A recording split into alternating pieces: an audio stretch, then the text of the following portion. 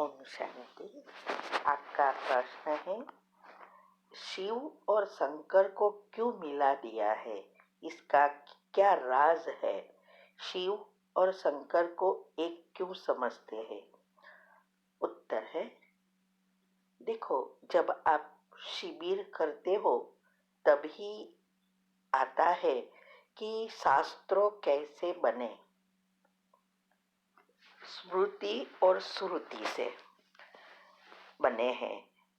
अगर आपने ये शिविर अच्छी रीति नहीं किया हो तो हमने भी YouTube पर रखी है, सारे 7 दिन की हमारी चिंतन अनुसार आप वो सुन सकते हैं और समझ सकते हैं।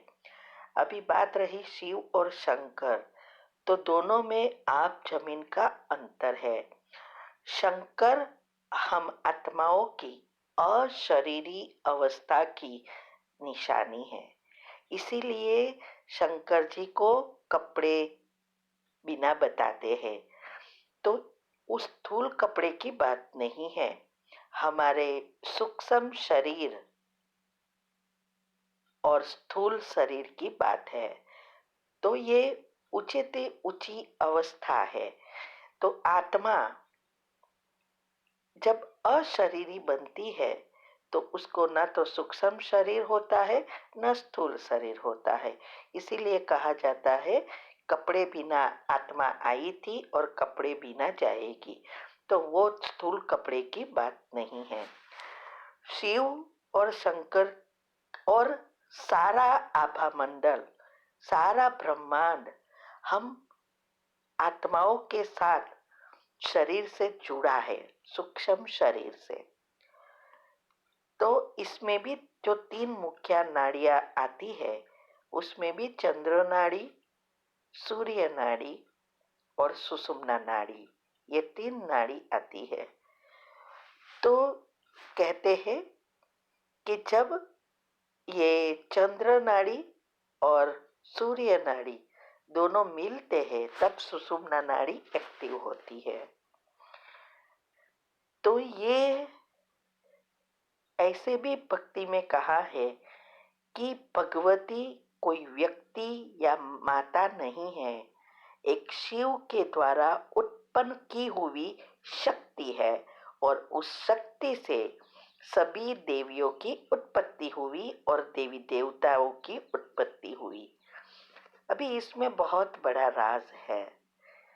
अभी ये भगवती जिसकी बात कर रहे हैं वो आत्मा जो इस सृष्टि पर नंबर 1 है, श्री कृष्ण की आत्मा।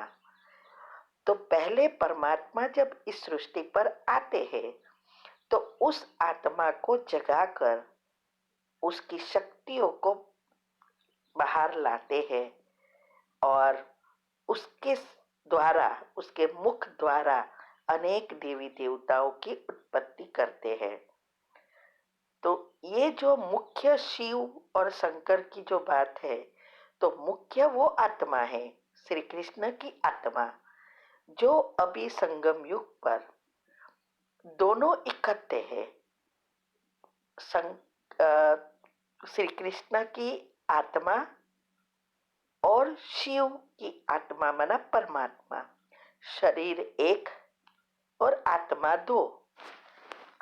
और ये जो अभी ब्रह्मा बाबा जिसको हम कहते हैं, तो ब्रह्मा बाबा जब पुरुषार्थ करके शालिग्राम बनते हैं, वो शंकर जी बनते हैं शालिग्राम। तो ये दूसरे जब शालिग्राम की भी साथ में मंदिर में पूजा होती है, शिव मंदिर में, वो हम देवी देवताएं जो परमात्मा के बच्चे बनते हैं, सब सेम पुरुषार्थ करेंगे, लेकिन मुख्य पुरुषार्थ ब्रह्मा विष्णु शंकर की जो बात है वो यही है कि मुख्य आत्मा एक श्री कृष्ण की आत्मा और उसकी 3 अवस्थाएं, वो है ब्रह्मा विष्णु शंकर और उसके साथ हम सभी आत्माएं। तो जब ये शिव और शंकर को मिला दिया है, इसका कारण ही यह है स्मृति और श्रुति, क्योंकि ये स्मृतियां रह जाती है तो एग्जैक्टली पता नहीं होता है। वैसे भी भक्ति मार्ग में हम जो भी करते हैं वो स्थूल करते हैं, सूक्ष्म रह गया है जो प्रैक्टिकल में हमें करना है। तो ये सूक्ष्म बातें जो देवी देवताओं ने किया उसकी ही यादगार सब पूजाएं वगैरह होती है। तो इसीलिए शिव और शंकर को मिला दिया है, यही सबसे बड़ा राज है। और इसीलिए सब समझते हैं शिव और शंकर एक है, क्योंकि अभी सभी आत्माओं की बुद्धि स्थूल हो गई है।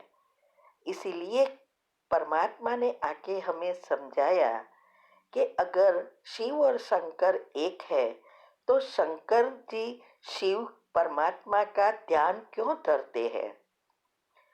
वैसे भी कहो जो देखो तो रामेश्वर में राम ने शिव की ही पूजा की, गोपेश्वर में कृष्ण ने भी शिव की पूजा की, शंकर जी ने भी शिव को ही याद किया।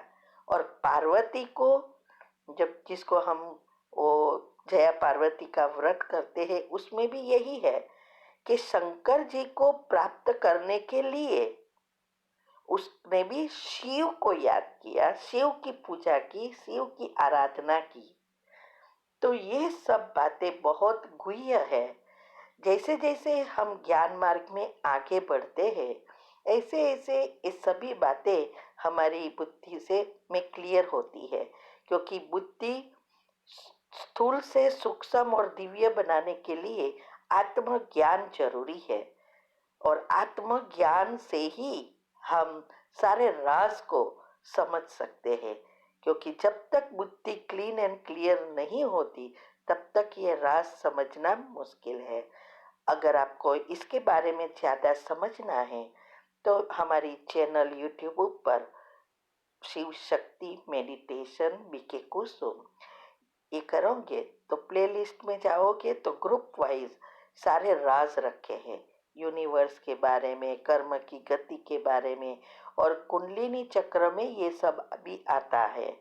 तो ये सब बातें अगर आप धीरे धीरे समझेंगे, पहले सुनना है लेकिन सुनकर समझना है, पॉइंट लिखना है, तभी ये बातें आपके अंदर जाएगी और बुद्धि का ताला खुलेगी। सिर्फ सुनना पढ़ना तो बहुत क्लासेस है, लेकिन ये राज को समझना है। ठीक है, ओम शांति। आपका प्रश्न है, एक संकल्प में स्थित होना, इसे प्रैक्टिकली कैसे करते हैं? क्या वो संकल्प बार बार रिपीट करते रहना है? संकल्प मतलब कोई भी स्वमान का चिंतन एग्जैक्टली क्या है? कृपया करके उदाहरण के साथ समझाइए। उत्तर है, देखो ये जो एक संकल्प में स्थित होने का अर्थ यह है कि हमारी ये बहुत हाईएस्ट योग की अवस्था है।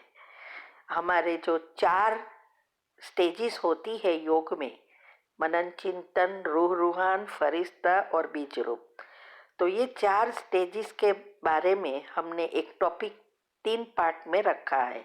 ये 4 अवस्था क्या है, कैसे करे और बीज रूप तक कैसे पहुँचे, उसमें ये डिटेल में आएगा कि और हेल्थ एंड माइंड में भी हमने साइंटिफिक रीति से समझाया है, आप वो सुन सकते हो।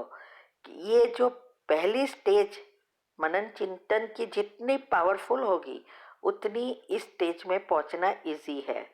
ये नेचुरली होता है, करना नहीं होता है। अगर आपके विचारों पर कंट्रोल आ जाता है, आप खुद अपने संकल्पों की उत्पत्ति कर सकते हैं, तो धीरे धीरे हमारी संकल्प की स्पीड कम होती जाती है, 2 संकल्पों के बीच जगह बनती जाती है, तब हमारा विजुअलाइजिंग पावर बढ़ जाता है और सोचना कम हो जाता है।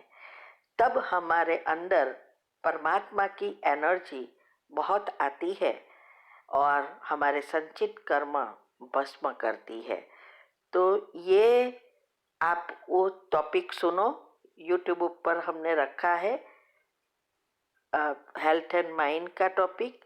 और ये 4 अवस्था, ये योग के प्रयोग के ग्रुप में जाएंगे तो आपको मिलेगा। शिव शक्ति मेडिटेशन बीके कुसुम, ये है चैनल का नाम। तो तो एक संकल्प ही माना एक स्वमान, क्योंकि 7 दिन के 7 गुण हम भेजते हैं। हर दिनचर्या मनचर्या ग्रुप में ये आता है और उस अनुसार जो गुण का आप चिंतन कर रहे हो उस स्वमान में आपको स्थित होना है। तो ये पहली स्टेज करना बहुत आवश्यक है। तो इसके लिए जो कुछ विधि हमने बताई है वो विधि फॉलो करेंगे तब ये आएगा, ऐसे ही नहीं आ जाएगा। ठीक है। ओम शांति। दूसरा प्रश्न है, आपके एक निंद्राजीत वीडियो में आपने बताने वाले थे कि दिन भर आप किस तरह स्वमान फॉलो करते हैं। वो वीडियो मुझे प्राप्त नहीं हुई, क्या लिंक भेज सकते हैं? उत्तर है नहीं, ये वीडियो में नहीं है, वो ऑडियो में है। हमारी 13 ऑडियो तीव्र पुरुषार्थ ग्रुप में हर महीने रखते हैं, 2-2 रोज आती है। उसमें हर एक अब हमारी धारणा, देखते हुए नहीं देखना, सुनते हुए नहीं सुनना, निंद्राजीत बनना, अनसुद्धि, सब कैसे युक्ति युक्त गृहस्थ में रह के हमने किया वो हमने बताया है। वो आपको तीव्र पुरुषार्थ ग्रुप में ही मिलेगा। ठीक है। ओम शांति।